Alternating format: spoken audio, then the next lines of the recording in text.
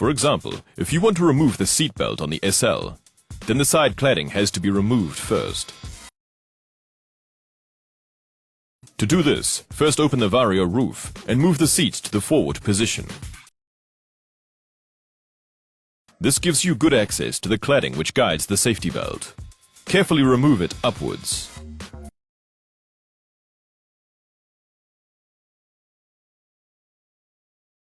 When you refit the cladding again later, first remove the clamping screw in the cover. Both are reattached again afterward.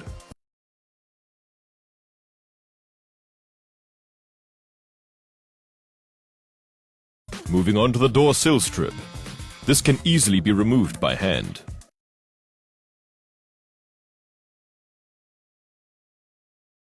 Use a wedge to unclip the lower covering, and then remove the top covering.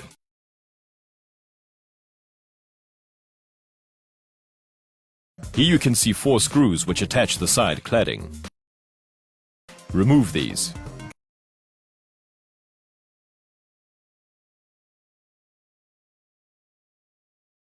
Remove the door seal near the cladding.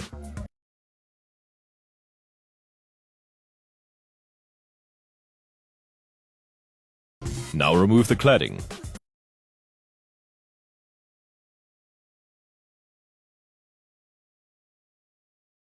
But first, unplug the connector for the speakers.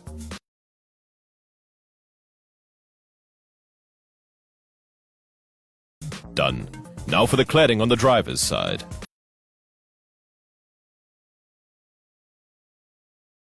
As there is a large storage compartment here, the cladding is only attached with 2 screws instead of 4, as on the other side. The remaining work steps are identical. Refit in the reverse sequence. Move the seat back, close the Vario roof, and the SL is ready for the road again.